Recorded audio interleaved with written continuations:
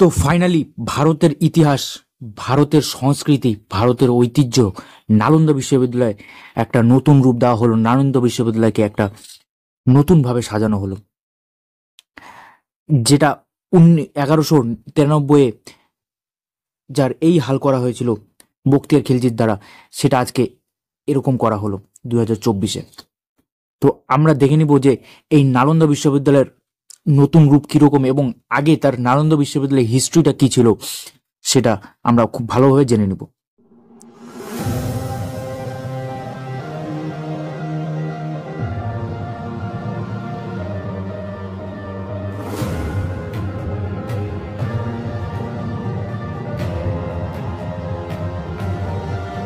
করে রাখবে।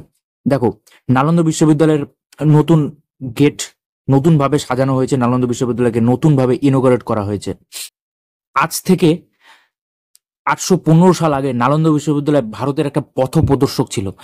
নালন্দা বিশ্ববিদ্যালয়ের এত রকমের পড়াশোনা করানো হতো, এত রকমের বই ছিল, অ্যাস্ট্রোনমি, সাহিত্য, বিজ্ঞান চর্চা, না জানি আরো কত রকমের পড়াশোনা করানো হতো এই নালন্দা বিশ্ববিদ্যালয়ে, না জানি কত রকমের আরো জ্ঞান ভান্ডার ছিল এই নালন্দা বিশ্ববিদ্যালয়ে।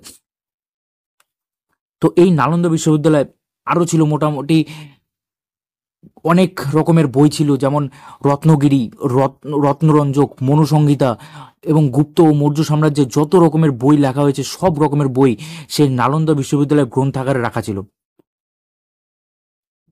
এই নালন্দা বিশ্ববিদ্যালয়ের লোকেশনটা একটু জেনে নিই।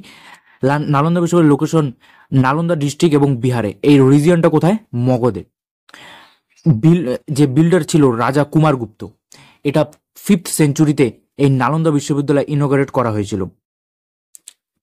প্রথম ইনোগ্রেট করা হয়েছিল 5th সেঞ্চুরিতে।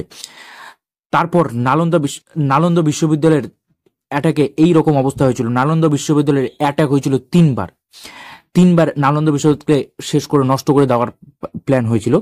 যেটা হলো ফার্স্ট অ্যাটাক যেটা হান্স এম্পায়ার দ্বারা যারা লুট করতো, মূলত যারা লুটের জন্য এই হান্স এম্পায়াররা কোথায় এসেছিল? এই নালন্দা বিশ্ববিদ্যালয়ে এসেছিল। তারা জানতো যে এই নালন্দা বিশ্ববিদ্যালয়ে অনেক রকমের বাইরের থেকে স্টুডেন্টরা এই নালন্দা বিশ্ববিদ্যালয়ে আসতো। তো তারা ভেবেছিল যে এই নালন্দা বিশ্ববিদ্যালয়কে যদি লুট করা যায় তাহলে অনেক রকমের সোনা খাজানা অনেক কিছু পাওয়া যাবে।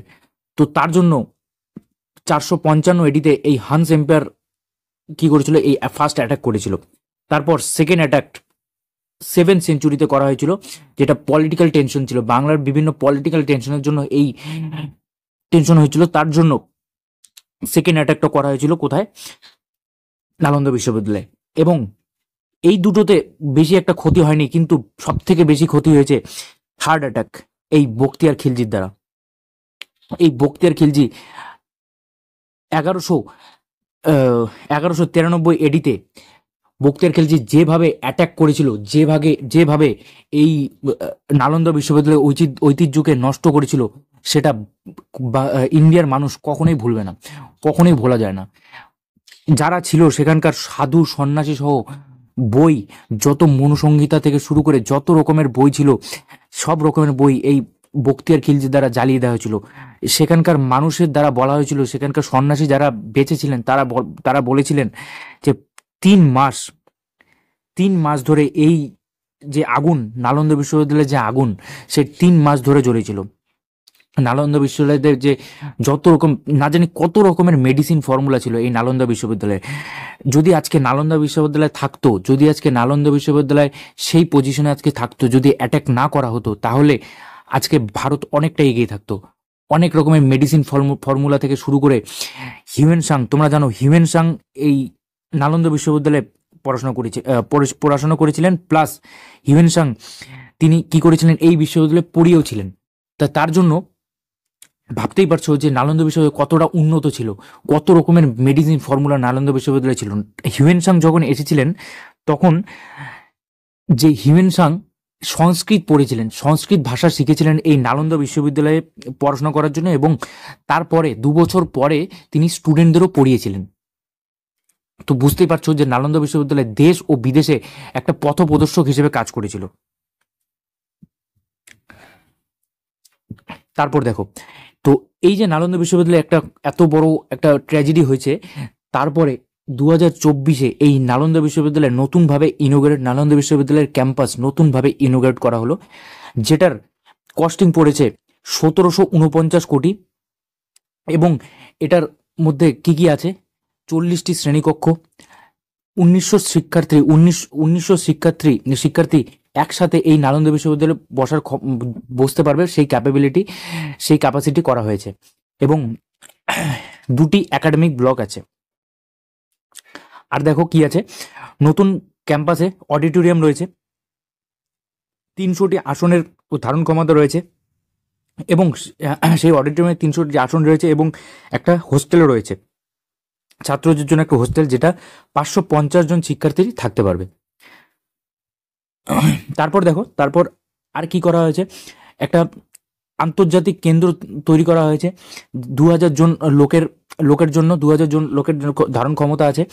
অ্যাম্পি থিয়েটার করা হয়েছে, ফ্যাকাল্টি ক্লাব করা হয়েছে, ক্রিয়া কমপ্লেক্স, স্পোর্টস কমপ্লেক্সও কিন্তু করা হয়েছে। মানে শুনেই মনে হচ্ছে কতটা ইনোগ্রেট করা হয়েছে, কতটা ভালোভাবে আরো চেঞ্জ করা হয়েছে। ক্যাম্পাসটি সব থেকে বড় যেটা বৈশিষ্ট্য, সেটা হলো নেট জিরো গ্রিন ক্যাম্পাস করা হয়েছে। Net zero green campus design করা হয়েছে, যেখানে সৌর উদ্ভিদ থেকে সৌর গার্হস্থ সব কিছু সোলার সিস্টেমে চলবে, যেটা জল পুনর্ব্যবহারের প্ল্যান্টও রয়েছে। যেসব বজ্র জল আছে সেটাকে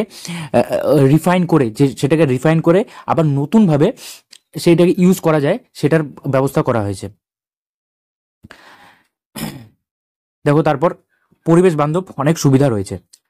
তারপর দেখো আর কি হয়েছে, একটা জলাশয়, সেটার নাম দেওয়া হয়েছে কমল সাগর জলাশয়। সেটাকে কমল সাগর জলাশয় নাম দেওয়া হয়েছে। এখানে ছবি আছে, দেখো ছবি দেখাচ্ছি তোমাদের। কমল সাগর জলাশয়,